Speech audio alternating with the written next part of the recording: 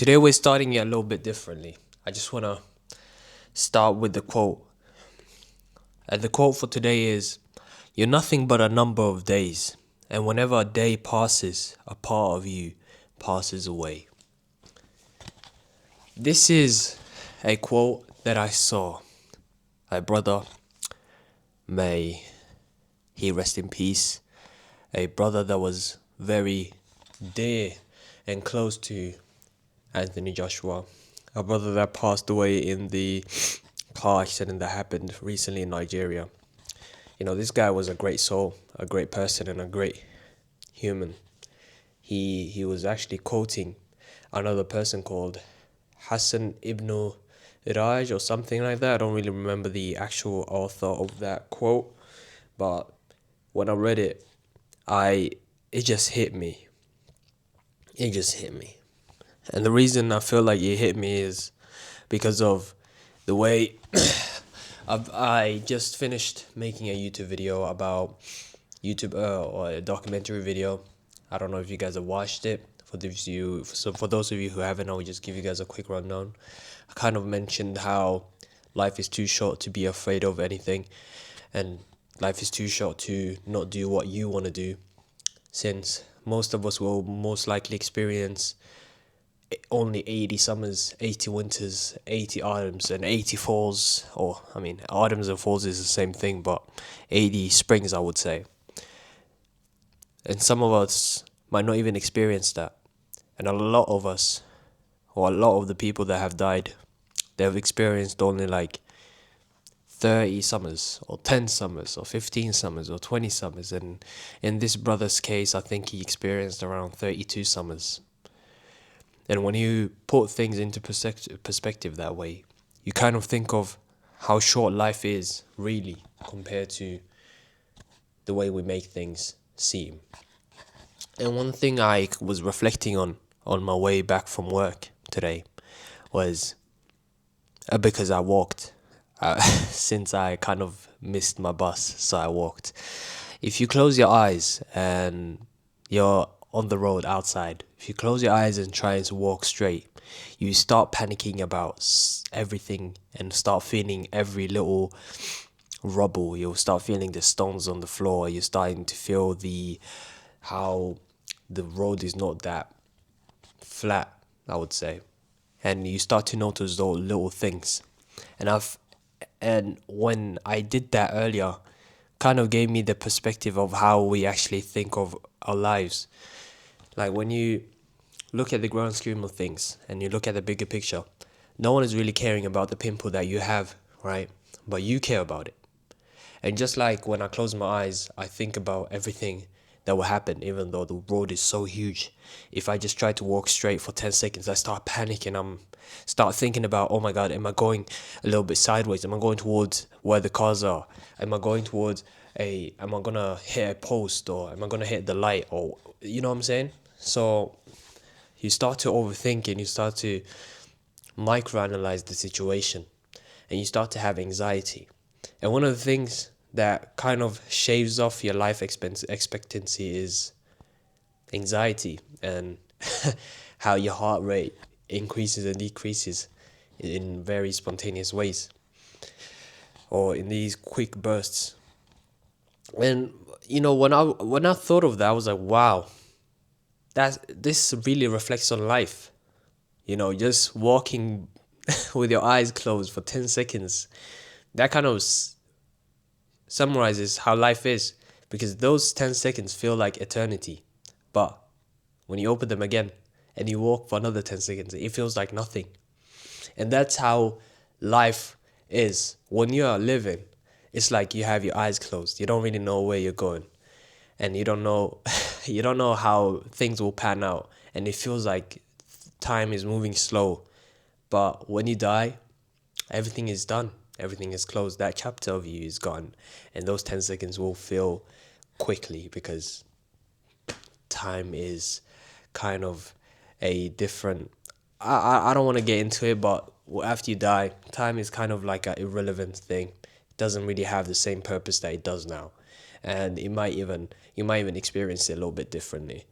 But that's another video, another topic for another day. It's a very intricate, it's a very intricate theme and a topic, and I would love to have someone that has more knowledge than me on that kind of field. Specifically, a Muslim person, since I am one. But I don't know. I think this video is gonna be a short one, since the year is done. It's the 31st when I'm filming this. I just came back from work. I'm gonna put this out straight away so that I can just be done with it and we can have our Yooniverse Uncut. This is episode 4, and yeah, I feel like this year has been. I will be repeating myself a lot from the rewind video, but that's because that video is so fresh. I've rewatched it for like 20 million times, and there's things I didn't really mention, but I feel like this year has been a year with a lot of downs, man. A lot of downs. So many news breaking out. So many stuff happening in my life. Financially getting hit so many times. But there's so many things that also happen that are great. So many things happen that are great, I just thinking about it. For instance, my first ever family trip, which wasn't like going to Africa like every other Somali kid does. We actually went on a proper vacation and I paid for it. It was, those small things. I remember when I was younger, actually, I always wanted to take my family out because I knew that none of them are experienced the things the kids around us were experiencing. When you go to school, right? But luckily I was in a school where a lot of the kids were from similar backgrounds or from minorities, where when the teacher asked, "Oh, what did you do this year?" most of us kind of stayed in Norway or stayed here and just played outside and stuff, because financially we didn't have the capabilities to just fly out, right? As in, family trips are quite expensive. So, but I have spoken to people in my age and that went to maybe a more predominantly white schools or more Norwegian dominated schools, I guess, ethnic Norwegians.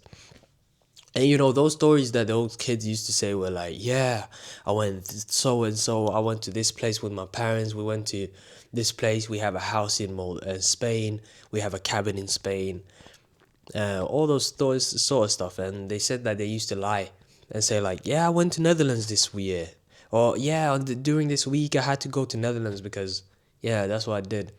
And you know what? Hearing that was a little bit painful. And I have a younger sister who kind of goes to a school which is like a very good mix of, a very good mix of just different backgrounds, cultural backgrounds, the financial stuff is quite different. And the thing is, I want her to also like experience the same things her classmates are experiencing, right? Where she also goes on these trips. And I feel bad. And some of my siblings, and I mean all of them are quite grown now, so it doesn't really matter. But the other ones, I was like, you know what, they have also never been to Barcelona, so why not just take me with them? So I flew out the entire family, flew out my mom. It's a great time. That's the only thing I'll look back from this year and, be proud of. And I think I'll be forever proud of that achievement. Unless like I do something else where like I take them out and everything is first class, you know what I'm saying? And I use like 300,000 on them for one trip. But yeah, something that I really struggle with, and a lot of people probably struggle with it too, is that tend to struggle to see the good things. I always have I always focus on the negative stuff that happens, never the positive stuff. I feel like I always think about the worst outcomes. I never speak about the good things that happen. I mean, I traveled around in Norway and I saw parts of Norway I never saw in my life or never had plans of seeing. And I did that for free. All paid for by my work. You know what I'm saying? I was paid by my work. So, there were a lot of great things that happened this year. Some things I can't disclose. Unfortunately, I can't. But when the time comes, I can, maybe. But I just have a lot of plans for next year. And when this year ends, 2025, I'll look back at it and think that the year was a great year, but so many things could have been better. So many things could have been worse, you know. I fractured something for the first time in my life. I was a very reckless kid as well when I was younger. I have stitches on my right next to my eye. I have stitches here. I have stitches under my lip. I have stitches. Yeah, that's it pretty much. And I've cut half of my face before. I've cut half of my face. I've had a lot of injuries in my life, but one thing I used to be always be proud of is that I never broke anything. I'm that guy. I never broke anything. But this year, everything changed. A guy, and I fractured my rib in the most dumb way possible. I fractured it in a go-kart. I fractured it while driving a go-kart. You know, it sounds so stupid. A guy literally drives into me and spins me out of my car. And then I hit some random wall. And, you know, that impact is absolutely diabolical. My car is spinning and then boom, I hit something. And I remember when I hit something, I was like, oh, you know, normally I can continue, right? But this time I was like, yeah, this is not normal. I'm not feeling myself. I feel like something is wrong with my body. Let me drive off the car.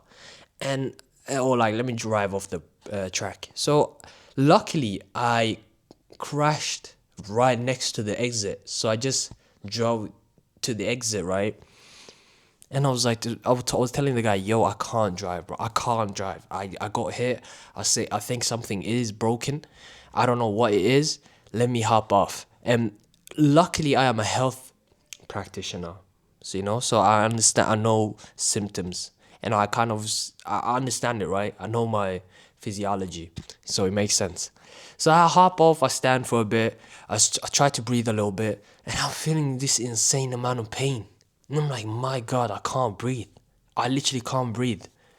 And it was so painful. I remember it to this day. I was in pain. And my mom was looking at me and she screamed, are you okay? Are you okay? Because she was filming, watching me, right?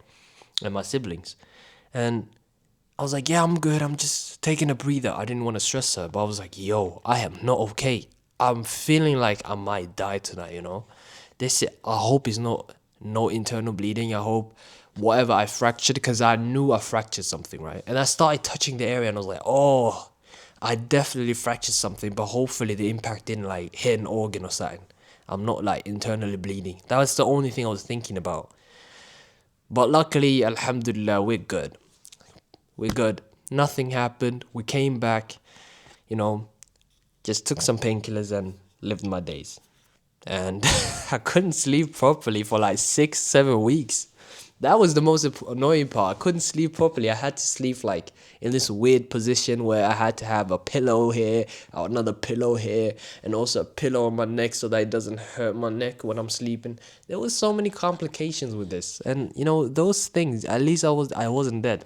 Things could have gotten so much worse. You know, I could have had a lung collapse during the flight due to the pressure. So many things could have happened, but luckily we're good. You know, we're alive and we were able to finish the year off. And yeah, I think I'm done speaking and rambling. I don't want to hold you guys anymore hostage. Go and enjoy your New Year's. And I just want to say Happy New Year's. Hopefully we can come back by the end of 2026, sit down and have a conversation, and you know just reflect a little bit more and have another amazing quote. And next time, and hopefully then we have a host I can sit right next to and have a great conversation with. So yeah, thank you guys for watching. I'll see you a lot next week. And yeah, Happy New Year's, man. I love you guys, for real. I actually do. I don't know any of you guys, but anyone who watches my videos, I just have this sense of love to them, man. So yeah, thank you guys for watching. We'll see you a lot in the next one, man. Peace.